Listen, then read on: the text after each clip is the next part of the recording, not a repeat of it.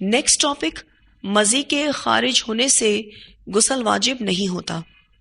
سیدنا علی رضی اللہ تعالیٰ عنہ بہت طاقتور جوان تھے اور آپ رضی اللہ تعالیٰ عنہ کو مزی کثرت سے آتی تھی۔ آپ کو مسئلہ معلوم نہ تھا کہ مزی کے خارج ہونے پر غسل واجب ہوتا ہے یا نہیں، چونکہ آپ رضی اللہ تعالیٰ عنہ رسول اللہ صلی اللہ علیہ وسلم کے داماد تھے، اس لیے بالمشافہہ یعنی روبرو سامنے دریافت کرنے میں شرم محسوس کی، تو اپنے دوست سیدنا مقداد رضی اللہ تعالیٰ عنہ سے کہا کہ وہ مسئلہ دریافت کریں۔ مقداد رضی اللہ تعالیٰ عنہ نے نبی اکرم صلی اللہ علیہ وسلم سے پوچھا تو آپ صلی اللہ علیہ وسلم نے مزی کے خارج ہونے پر غسل واجب قرار نہ دیا، بلکہ فرمایا اس کے نکلنے پر صرف وضو کرنا چاہیے۔ اسے بخاری نے روایت کیا ہے۔ نبی اکرم صلی اللہ علیہ وسلم نے فرمایا اگر مزی خارج ہو تو ذکر یعنی آلہ تناسل کو دھو لو اور وضو کرو، یعنی اپنی شرمگاہ کو دھو لو اور وضو کرو۔ اسے بخاری نے روایت کیا ہے۔ نیز فرمایا اور کپڑے پر جہاں مزی لگنے کا خیال ہو ایک چلو پانی لے کر چھڑک لینا کافی ہے۔ اسے سنن ابی داؤد نے روایت کیا ہے۔ مزی، منی اور ودی میں فرق، ان تمام کا فرق آپ کو معلوم ہونا چاہیے۔ لوگ ان معلومات کے حوالے سے اکثر کنفیوژن کا شکار رہتے ہیں۔ مزی اس لیسدار پتلے پانی کو کہتے ہیں جو شہوت کے وقت لذت اور جوش کے بغیر شرمگاہ سے نکلتا ہے، یعنی ایسی رطوبت جو شوہر بیوی کی فزیکل انٹیمیسی یعنی جسمانی قربت کے وقت شرمگاہ سے بغیر اچھلے نکلتی ہے، اور بسا اوقات اس کے نکلنے کا احساس بھی نہیں ہوتا۔ مزی جسم کے جس حصے پر لگ جائے تو اسے دھونا چاہیے، البتہ کپڑے کے جس حصے پر مزی لگ جائے تو اس کو پانی کے چھینٹے مارنا کافی ہے۔ مزی کے خارج ہونے سے وضو ٹوٹ جاتا ہے، نیز اس کے خارج ہونے سے غسل واجب نہیں ہوتا۔ تو شوہر اور بیوی کی جسمانی قربت کے وقت یہ ٹرانسپیرنٹ واٹر ڈسچارج ہوتا ہے، اس کو مزی کہتے ہیں۔ مزی جسم کے جس حصے پر لگ جائے اسے دھونا چاہیے، البتہ کپڑے کے جس حصے پر مزی لگ جائے تو اس پر پانی کے چھینٹے مارنا کافی ہو جاتا ہے۔ مزی کے خارج ہونے سے وضو ٹوٹ جاتا ہے، نیز اس کے خارج ہونے سے غسل واجب نہیں ہوتا۔ منی کسے کہتے ہیں؟ منی شرمگاہ سے انزال کے وقت لذت اور جوش کے ساتھ خارج ہونے والا سفید پانی ہوتا ہے، جو انسانی تخلیق کا مادہ اور اصل ہے۔ اللہ تعالیٰ نے انسان کو کرامت بخشی ہے، پھر کیوں کر اس کا اصل ناپاک اور نجس ہو سکتا ہے؟ اس لیے منی پاک ہے۔ اسے کپڑے سے دھونا واجب نہیں ہوتا، خشک ہو جانے پر کھرچ کر صاف کر لینا بھی کافی ہوتا ہے۔ اس کی تفصیلات ہم بیان کر چکے ہیں۔ تاہم اس کے نکلنے سے غسل واجب ہو جاتا ہے، چاہے یہ منی نیند کی حالت میں خارج ہو یا بیداری کی حالت میں، اس کا سبب چاہے جماع ہو یا احتلام۔ تو منی سے ریلیٹڈ وضاحت آپ کو معلوم ہونی چاہیے کہ اس کے نکلنے سے غسل واجب ہو جاتا ہے، چاہے منی نیند کی حالت میں خارج ہو یا حالت بیداری میں۔ اس کا سبب چاہے جماع ہو یعنی انٹرکورس ہو یا احتلام ہو یعنی ویٹ ڈریمز ہو۔ اب ودی کیا ہے؟ ودی وہ گاڑھا سفید مٹیالے رنگ کا پانی جو پیشاب سے قبل یا بعد خارج ہوتا ہے اور بغیر بو کے ہوتا ہے۔ اس کے نکلنے پر غسل فرض نہیں ہوتا، البتہ وضو ٹوٹ جاتا ہے۔ ودی طاہر ہوتی ہے یعنی پاک ہوتی ہے، اسے دھونا یا کپڑوں پر لگی ہو تو کپڑوں کو دھونا ضروری نہیں ہے، ٹھیک ہے جی، اس کو دھونا ضروری نہیں ہے، اور اگر یہ کپڑوں پر بھی لگ جائے تو کپڑوں کو دھونا ضروری نہیں ہے۔ اس سے وضو ٹوٹ جاتا ہے لیکن غسل واجب نہیں ہوتا۔ لیکوریا بھی اسی میں آ جاتا ہے۔ اگر کسی خاتون کو یہ وائٹ واٹر ڈسچارج مسلسل ہوتا رہتا ہے تو وہ ہر نماز کے لیے الگ وضو کرے گی اور پھر نماز پڑھنے کے دوران بھی رطوبت خارج ہو رہی ہو، یعنی وائٹ واٹر ڈسچارج ہو رہا ہو، تو اس کے وضو پر کوئی اثر نہیں پڑے گا انشاءاللہ۔ البتہ ہر نماز کے لیے وضو ضروری ہے، یعنی وہ اچھے سے استنجا کرے اور پھر وضو کرے اور پھر نماز پڑھے۔ نماز کے بعد یعنی نماز کے مکمل ہونے کے بعد اس کا وضو باقی نہیں رہے گا۔ کیوں؟ مسلسل ڈسچارج کی وجہ سے، کیونکہ اس کو لیکوریا کی بیماری ہے۔ تو جن عورتوں کو لیکوریا کی شکایت ہے، اس سے ان پر غسل لازم نہیں ہوتا، البتہ اس کے نکلنے سے وضو ٹوٹ جاتا ہے، لہٰذا وہ وضو کر کے حسب معمول نمازیں ادا کرتی رہیں۔ تو یہ ساری چیزیں ہمیں کلیئر ہونی چاہیے تاکہ ہم اپنی پاکی اور ناپاکی کا خیال کر سکیں۔ حائضہ کو چھونا اور اس کے ساتھ کھانا جائز ہے۔ سیدنا انس رضی اللہ تعالیٰ عنہ روایت کرتے ہیں کہ جب عورت حیض سے ہوتی تو یہودی اس کے ساتھ کھاتے پیتے نہیں تھے اور نہ اس کے ساتھ گھروں میں اکٹھے رہتے تھے، تو رسول اللہ صلی اللہ علیہ وسلم نے فرمایا، حائضہ سے ہر کام کرو سوائے جماع کے۔ اسے مسلم نے روایت کیا ہے، یعنی حائضہ کے ساتھ کھانا پینا، اٹھنا بیٹھنا، ملنا جلنا، اسے چھونا اور بوس و کنار وغیرہ یعنی فزیکل انٹیمیسی، سب باتیں جائز ہیں سوائے فرج میں مجامعت کے، یعنی شرمگاہ کے علاوہ بیوی کی ہر چیز حلال ہے، بس بیوی سے جماع نہیں ہو سکتا، انٹرکورس نہیں ہو سکتا۔ عائشہ رضی اللہ تعالیٰ عنہ روایت کرتی ہیں کہ رسول اللہ صلی اللہ علیہ وسلم مجھے حالت حیض میں ازار باندھنے کا حکم دیتے، سو میں ازار باندھتی، یعنی میں شلوار یا ٹراؤزر پہن لیتی یا پاجامہ وغیرہ پہن لیتی۔ آپ صلی اللہ علیہ وسلم مجھے گلے لگاتے تھے اور میں حیض والی ہوتی تھی۔ اسے بخاری نے روایت کیا ہے۔ ایک اور روایت آتی ہے جو آپ کی کتاب میں نہیں ہے۔ حضرت عائشہ رضی اللہ تعالی عنہا فرماتی ہیں کہ میں حیض کی حالت میں ہوتی اور پانی پیتی تو رسول اللہ صلی اللہ علیہ وسلم اسی جگہ منہ لگا کر پیتے جس جگہ میں نے منہ لگایا ہوتا۔ اسے مسلم نے روایت کیا ہے۔ اس سے کیا پتہ چلتا ہے کہ حائضہ کے ساتھ کھانا پینا، ملنا جلنا، اسے چھونا جائز ہے۔ عائشہ رضی اللہ تعالیٰ عنہ سے روایت ہے کہ نبی اکرم صلی اللہ علیہ وسلم نے مسجد میں اپنی اعتکاف گاہ سے مجھے بوریا پکڑانے کا حکم دیا، یعنی جائے نماز پکڑانے کا حکم دیا۔ میں نے کہا کہ میں حائضہ ہوں۔ آپ صلی اللہ علیہ وسلم نے فرمایا، تیرا حیض تیرے ہاتھ میں نہیں ہے۔ اسے مسلم نے روایت کیا ہے۔ اس حدیث سے لا علمی کی وجہ سے لوگ کہتے ہیں جائے نماز کو ہاتھ نہیں لگاؤ، تسبیح کو ہاتھ نہیں لگاؤ، حالت حیض میں کوئی کپڑے پہنے ہیں تو دوبارہ ان کو پہن کر نماز نہیں پڑھ سکتے، حالت حیض میں استعمال کی جانے والی بستر کی چادریں دھونی ضروری ہیں۔ یہ تمام خود ساختہ باتیں اور پابندیاں ہیں، ان کی کوئی حقیقت نہیں۔ اگر ایسی کوئی بات ہوتی تو نبی اکرم صلی اللہ علیہ وسلم لازماً اس بارے میں ہمیں بتاتے، کیونکہ عورتوں کو ہر مہینے حیض کی حالت سے گزرنا ہوتا ہے۔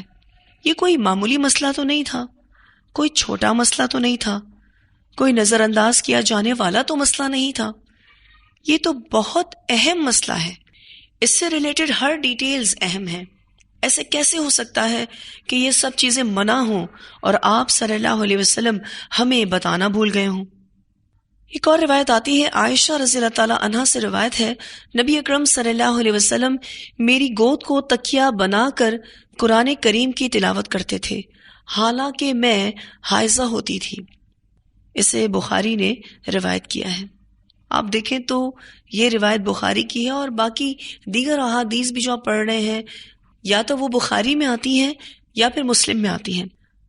بخاری کے لیے تو آتا ہے کہ قرآن کے بعد سب سے معتبر کتاب بخاری ہے، اور یہ روایات زیادہ تر بخاری میں موجود ہیں۔ بہت ساری خواتین سوال کرتی ہیں کہ قرآن کی مجلس میں اس حالت میں آ سکتے ہیں؟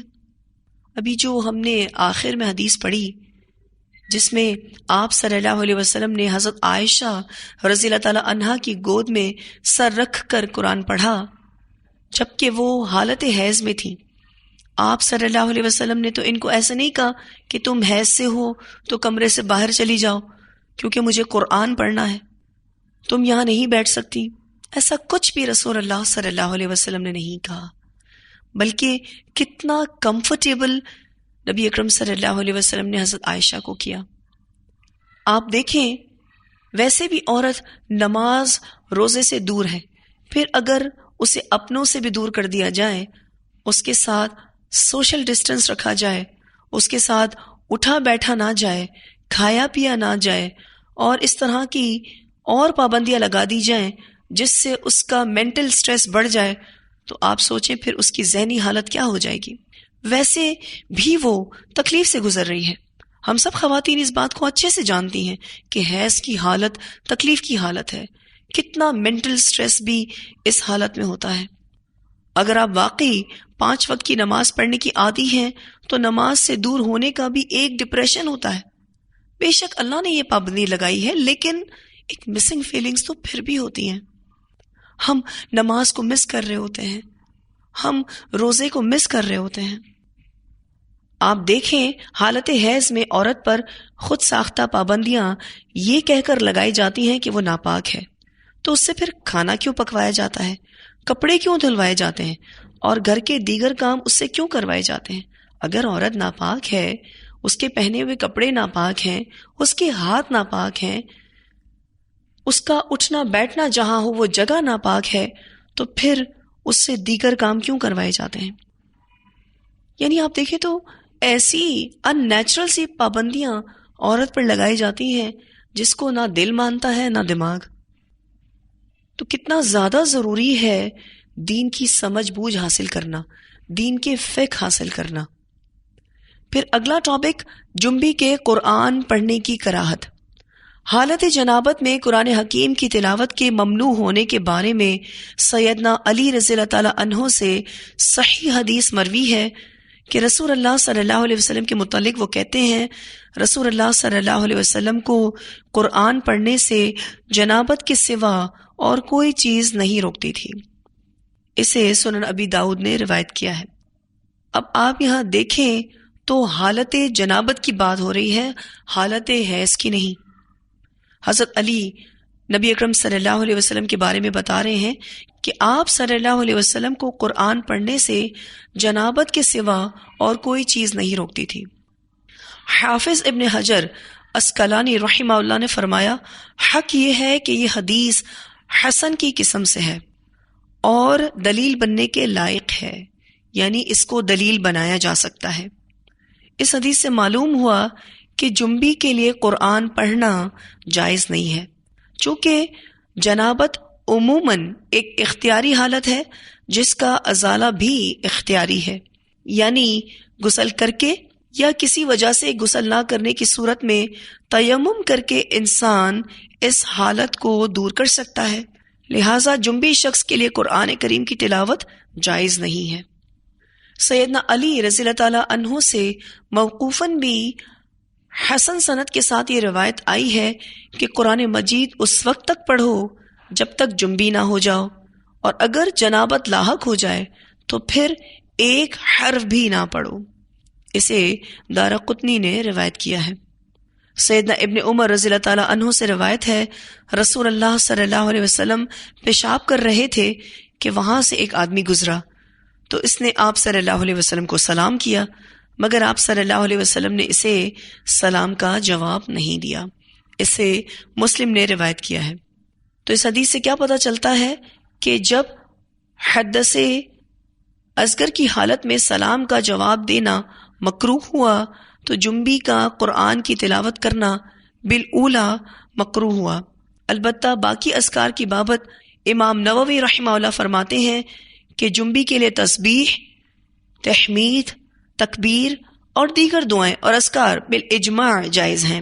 یعنی اس پر تمام علماء کا اجماع ہے، تمام علماء اس پر متفق ہیں کہ جنبی تسبیح کر سکتا ہے، تحمید یعنی اللہ کی حمد بیان کر سکتا ہے، تکبیر پڑھ سکتا ہے اور دیگر دعائیں اور اذکار بھی پڑھ سکتا ہے۔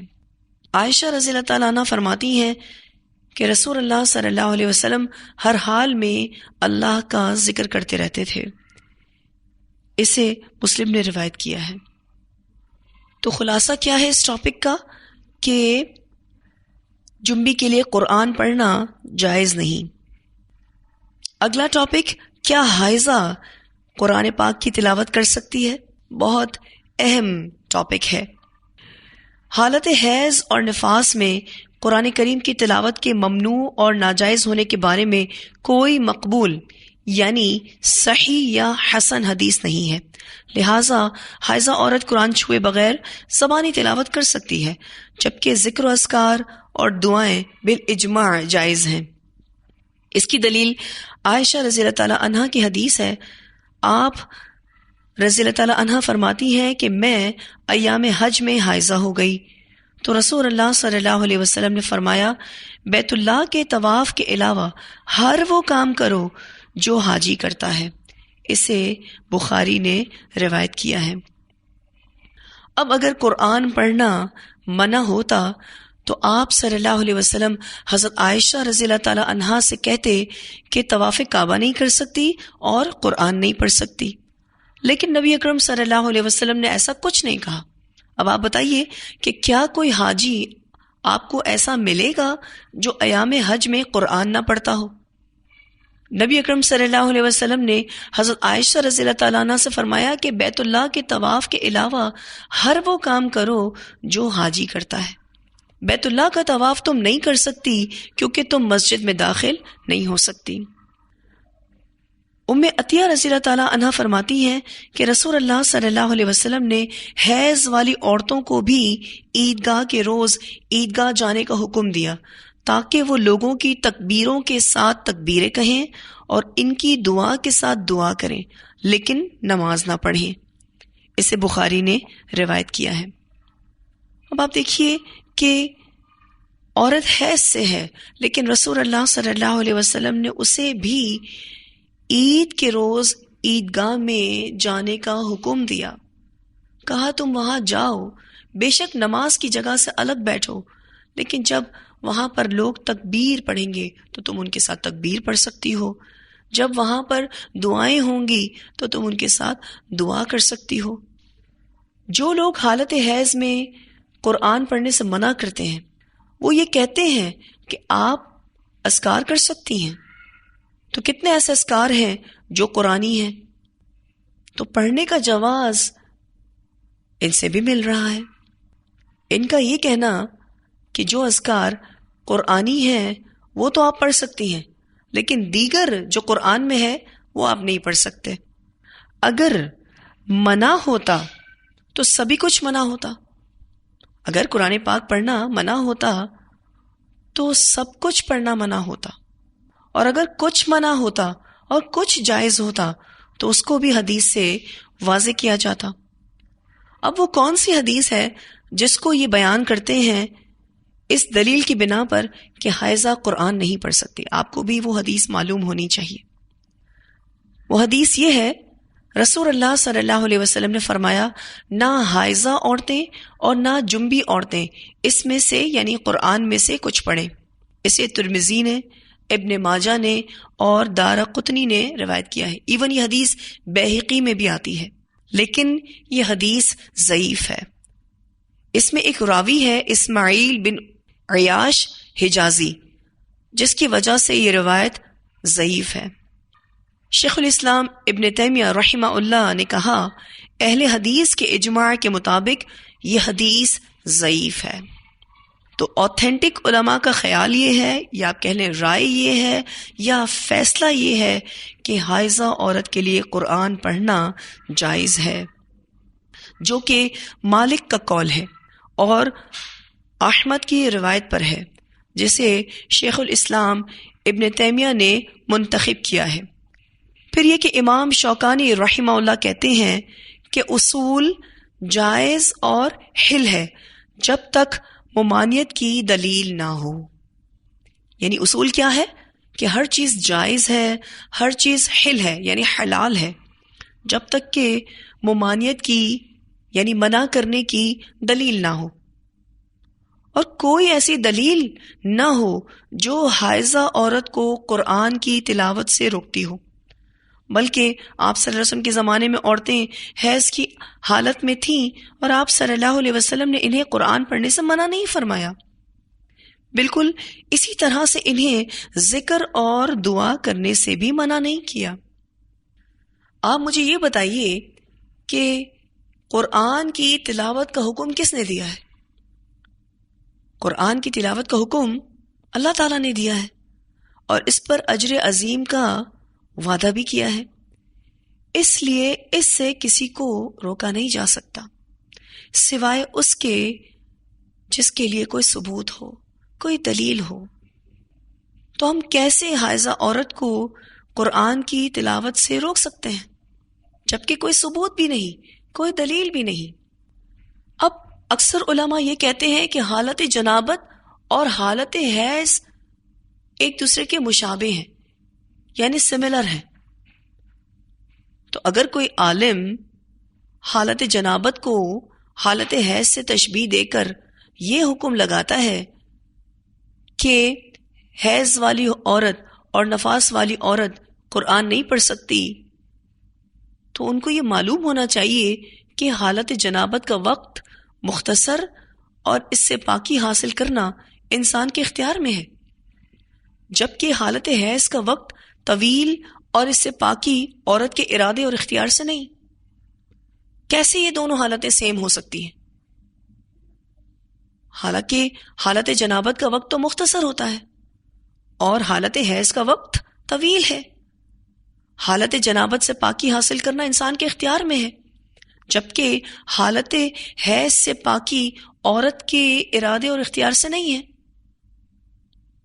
پھر کس طرح سے ایک عورت کو اس کی اضطراری کیفیت حیض کی بنا پر خود ساختہ پابندیاں لگا کر قرآن سے دور کیا جا سکتا ہے اور اسے تلاوت قرآن کے ثواب سے محروم کیا جا سکتا ہے؟ ایسا کرنا انتہائی غلط ہوگا۔ تو ان دلائل کی بنا پر حائضہ عورت کا قرآن پڑھنا جائز ہے، اسی طرح نفاس والی عورت کا بھی قرآن پڑھنا جائز ہے۔ نفاس کہتے ہیں وہ خون جو بچے کی ولادت کے بعد جاری ہو۔ البتہ عورت جب بھی قرآن پڑھے جبکہ وہ حالت حیض میں ہو تو اسے چاہیے کہ کپڑے کی اوٹ یا گلوز وغیرہ کے ساتھ قرآن کے الفاظوں کو چھوئے، باقی پڑھنے کے حوالے سے کوئی ممانعت نہیں۔ تو اب میں امید کرتی ہوں کہ یہ اہم ٹاپک حائضہ قرآن پاک کی تلاوت کر سکتی ہے یا نہیں واضح ہوگا، کیونکہ ہم نے جو بھی بات یہاں کی ہے وہ دلائل کے ساتھ کی ہے۔ اب اگر آپ کو کوئی اس کے برعکس حکم بتاتا ہے تو پلیز اس سے اس کے بتائے ہوئے حکم کی دلیل پوچھیں، سنی سنائی باتوں پر عمل نہ کریں یا بے دلیل باتوں کو عمل میں نہ لائیں۔ یاد رکھیے گا، ہمارے لیے قرآن و سننا ہی دلیل ہے اور عمل کا معیار ہے۔ الحمدللہ، کسی انسان کا فہم، کسی انسان کی رائے، کسی انسان کا فیصلہ یا قول ہمارے لیے معیار نہیں ہے۔ ایکچولی عورتوں کو بہت زیادہ خوفزدہ کیا جاتا ہے کہ اگر آپ اس حالت میں قرآن پڑھیں گی تو بہت بڑا گناہ کریں گی۔ تو اگر یہ منع ہے اور یہ گناہ ہے تو اس کو ثابت کیا جائے۔ ٹھیک ہے جی، تو واضح ہے یہ بات۔ تو بہت اہم ٹاپک پر ہم نے آج بات کی ہے۔ انشاءاللہ اس ٹاپک سے ریلیٹڈ مزید کچھ ڈیٹیلز باقی ہیں جس کو ہم انشاءاللہ اگلی کلاس میں پڑھیں گے۔ آج ہم نماز نبوی کے ٹاپک کو یہیں روکتے ہیں۔ وآخر دعوانا ان الحمد للہ رب العالمین۔ سبحانک اللہم وبحمدک، نشہد ان لا الہ الا انت، نستغفرک ونتوب الیک۔ سبحان ربک رب العزۃ عما یصفون، وسلام علی المرسلین، والحمد للہ رب العالمین۔ الہی آمین۔